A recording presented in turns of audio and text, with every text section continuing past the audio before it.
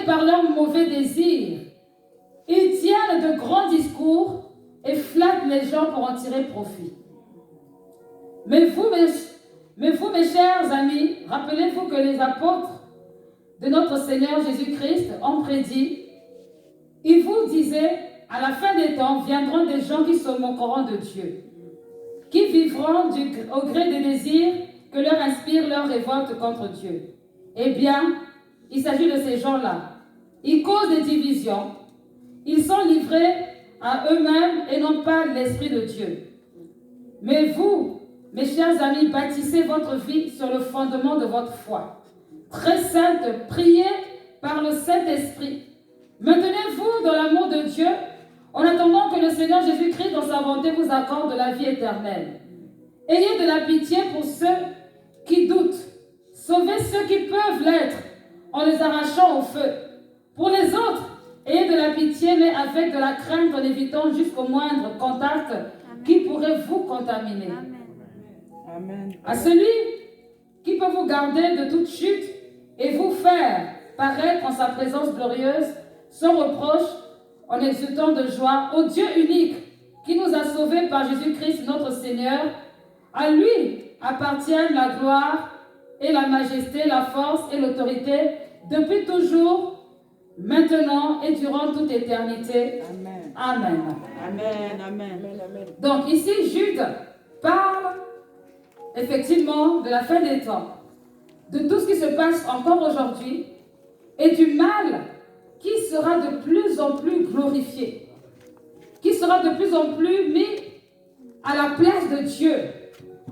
Et tous ceux qui agiront par le mal avec l'esprit du diable trouveront que ce qu'ils font est bien et ils vont s'en glorifier. Et ils n'hésiteront pas, si cela est possible, de contaminer ceux qui ne le sont pas. Et comment ça va arriver? C'est simplement par de la flatterie ou encore en faisant passer le mensonge pour la vérité. Et ici, Jude exhorte et encourage ceux qui ont accepté Christ comme Seigneur et Sauveur à se garder purs et à faire attention à leur environnement, parce que le mal va s'accroître. Il y a des personnes sur terre qui ont choisi volontairement de renier Jésus-Christ comme Seigneur et Sauveur et qui ont choisi de servir Satan. Et le diable va les utiliser pour faire beaucoup de mal. Ces personnes peuvent même se trouver dans l'église. Ces personnes peuvent même se trouver dans certaines sphères d'autorité. Mais le diable sait que ce sont ces agents qui sont là pour déstabiliser. Pourquoi? Parce que l'intention du diable, c'est qu'il faut qu'il emmène un maximum d'hommes en enfer. Il ne veut pas partir en enfer seul, ni seulement avec un tiers des anges qui ont été rebelles avec lui. C'est pas suffisant. Lui, il faut qu'il emmène un maximum. Et le diable sait combien Dieu aime l'homme. Alors, il fera tout pour faire passer le mal pour le bien. Et si vous voyez notre société aujourd'hui, ce qui est mal est appelé bien. Ce qui était honteux à l'époque devient quelque chose de normal. Amen. Tout le monde trouve ça normal. C'est normal de manquer de respect. C'est normal d'insulter. C'est normal de ne pas aimer Dieu. C'est normal de ne pas être consacré. C'est normal d'être débauché. C'est normal d'aimer l'alcool. C'est normal de fumer. Quand je parle de fumer, je ne parle même pas du simple tabac. Je parle, comme diraient les jeunes, de se défoncer. Si tu ne fais pas ça dans la vie, c'est que tu as raté ta vie. Amen. Amen. Et aujourd'hui, les gens n'ont pas honte de parler de ce qui est mal. Les gens trouvent ça normal. Ils trouvent ça agréable. Beaucoup se glorifient de cela. Beaucoup disent que c'est tout à fait juste. Il faut vivre avec son temps. Et le diable, il réussit à aveugler. Les enfants deviennent rebelles à leurs parents. Amen. Avec un manque de respect incroyable. Amen. Où tout le monde trouve ça normal. Un enfant qui agit mal trouve normal de venir devant un adulte et de parler, de discuter même son comportement. Amen. Un adulte est là en train de trembler parce qu'on a peur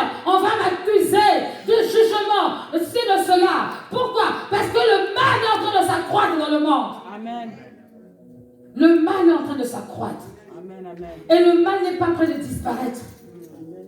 Parce que le mal sera jugé au jugement. C'est à nous de faire attention. Amen. C'est à nous de nous préserver. C'est à nous de le savoir. Et pour triompher du mal, Jude a parlé. Et Jude a donné des astuces. Amen. Il faut d'abord commencer par rentrer dans la dimension de la foi qu'on a. Il faut rentrer dans la dimension de la foi qu'on a. Beaucoup de personnes disent qu'ils ont la foi. Vous avez la foi en qui? Vous avez la foi en qui et en quoi? Parce que quelqu'un qui a la foi, une foi ferme, cette foi, même jusqu'à la mort, elle tient ferme. Amen. Oh, amen. Jusqu'à la mort. Et quand je parle de la mort, je parle de la mort physique. La personne tient ferme. Parce que vous savez, la chose que le diable détient entre ses mains par rapport à nous, c'est la peur de la mort. Amen. Il sait que nous tous ici, on a peur de mourir. Tout le monde veut rester en vie. Vérité. C'est parce que Pierre voulait rester en vie qu'il a renié Jésus. Amen. Amen. C'est parce qu'il ne voulait pas mourir. S'il ne faisait aucun cas de sa vie, comme disait Paul, alors il n'aurait pas renié Jésus. Amen. Et aujourd'hui, nombreux d'entre nous, on est prêt à trahir Jésus si on veut rester en vie. Amen. Il n'y a qu'à voir les relations. Bien aimé, quand tu préfères trahir quelqu'un, pourquoi tu préfères trahir quelqu'un plutôt que de rester intègre? C'est parce que tu as peur de ta vie. Tu n'as pas envie de te retrouver seul. Amen. Tu n'as pas envie qu'on dise d'être rejeté. Et en faisant cela, nous trahissons. Volontairement, pas involontairement. Ce n'est pas comme si on avait tendu un piège. Lorsque la femme a parlé à Pierre, il n'y avait pas de piège. Pierre savait que là, on lui posait une question claire. Il n'y avait pas d'énigme. Ce n'était pas caché. Et ça s'est passé 3 fois. 3 fois. Pourquoi? Parce qu'il avait peur pour sa vie. Mais si c'était nous, comment on aurait réagi? Comment chacun de nous aurait réagi? Pour le savoir, il faut regarder la dimension de ta foi. Amen.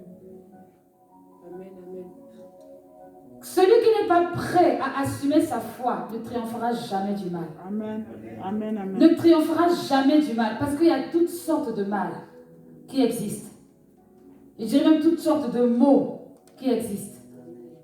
Si tu n'es pas prêt à lutter pour ta foi, à combattre pour ta foi, tu ne pourras pas triompher de mal. Parce qu'il y a celui qu'on appelle, que vous connaissez, l'ennemi. Notre ennemi. Je veux qu'on parle aussi des ennemis. Amen. Amen. Dans l'Ancien Testament, lorsqu'on parlait d'ennemis, on parlait souvent des nations païennes. Celles qui ne connaissent pas Dieu. C'est ce qu'on décrivait. Les ennemis, ce n'était pas la manière dont nous voyons forcément l'ennemi, c'était des personnes qui ne connaissaient pas Dieu. Lorsqu'on parlait d'ennemis aussi, on parlait aussi des adversaires personnels. Il y a des personnes qu'on appelle TTS, trop spirituels, qui aiment toujours dire que moi, mon ennemi, c'est seulement le diable. Laisse-moi te dire que oui, il y a le diable, mais il y a aussi ton voisin. Vérité. Il y a le voisin aussi. Le voisin qui ne veut pas voir ta réussite, ton succès, c'est un adversaire, c'est ton ennemi. Amen. Oh, amen. Et c'est celui-là qui fait semblant d'être ami avec toi, qui va te trahir dès demain. C'est ton ennemi. Oui, là, je veux te dire ça pour que tu saches. Ne sois pas choqué. C'est ton ennemi, ton adversaire personnel. Et dès que l'occasion se présentera, Satan va utiliser son cœur pour te faire du mal. Amen. Donc, il ne faut pas être naïf. Amen. L'adversaire personnel. Notre ennemi, c'est aussi les puissances spirituelles. Tout ce qui est spirituel. Le diable et sa cohorte de démons, ce sont nos ennemis.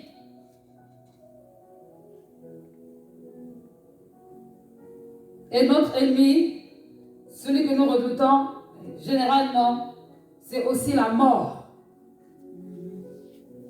Quand le diable veut te punir pour que tu aies mal, qu'est-ce qu'il va utiliser pour te faire très très mal? Soit c'est ta mort, soit c'est la mort de ton proche. Amen. La mort est notre ennemi. Amen. Oh, amen. Et pour triompher du mal, il y a différentes façons.